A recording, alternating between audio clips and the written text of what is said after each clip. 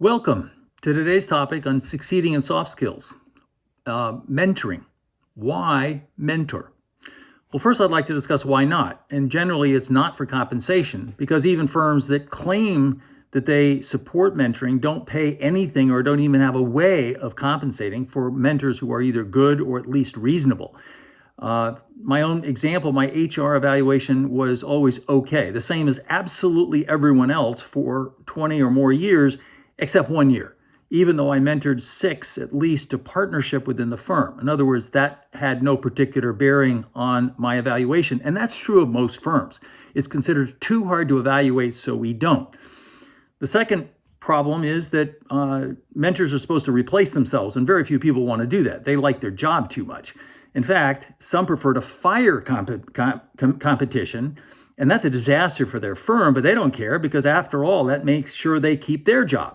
So fear of losing their job means that many don't want to be involved in mentoring. There are several that I know that had to leave a firm in order to come back at a higher level because there were people in the way blocking them, not promoting them, not trying to replace themselves, but the reverse, trying to prevent competition. Another reason is that mentoring doesn't take hold is because if you do compensate for other results, then people don't want to spend time on mentoring. They want to spend time on those things for which they will be compensated. So why spend time on mentoring if you can spend time on other things and get paid for it? Final comment is that HR departments typically are not able to do mentoring. Mentoring is too complex. It requires a professional background of a kind they don't have, and therefore they prefer coaching. Coaching is something you can learn how to ask questions, and if that's what you think is sufficient, then basically people can learn that who have not been in the professional cadres. But what I'd like to say is that that's inadequate, and therefore HR can not actually be in favor of mentoring. So to summarize, the reasons companies don't end up with good mentoring programs is largely selfishness. It's a barrier. And if you're not going to compensate for it, and there are other ways to get compensated, and it can cost you your job, then why would you be involved in mentoring? So there's a question, why mentor? Well, there's some obvious things people say, like it helps your team.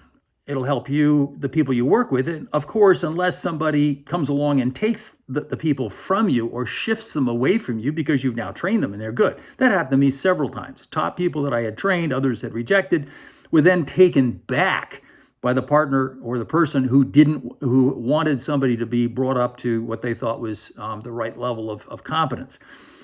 Oh, some people say you mentor because it's morally the right thing to do. Yes, but honestly, most people will not accept that. It's just a good thing to do. There are a few. As a Christian, I think I work unto the Lord, and therefore I do it for that reason, but not many people will. Oh, you do it, mentoring is because you care about people. Yes, that's true, but at what personal cost? If it costs you your job, most people kind of have a balancing problem there. Finally, it helps the company. Well, yes, but unless you own the company and you benefit directly, not indirectly, indirect benefits are a little bit too indirect. In other words, I'd rather get a bonus for what I do rather than help the company broadly in what they do by developing people. So paid mentoring in organizations, doesn't work that well. It works in a limited way. As long as you keep paying, generally it stops when you stop paying, which indicates the level of the commitment to mentoring. Finally, if you're a consultant and you're paid to mentor, that can work. There are ways you can have a mentoring relationship that's paid, but it can be costly. I came up with only one absolute reason that you can get people to mentor, and that is if people understand the principles of mentoring, it'll be great for their own career because they will understand how they need to grow to help someone else to grow and deal with those things. And that process is somewhat selfish, but it's very effective. So the basic reason I would have said for people to mentor is that if they can, they will be more successful themselves, period. Thank you for listening. This is Succeeding in Soft Skills, Mentoring, and the second in the series about why mentor.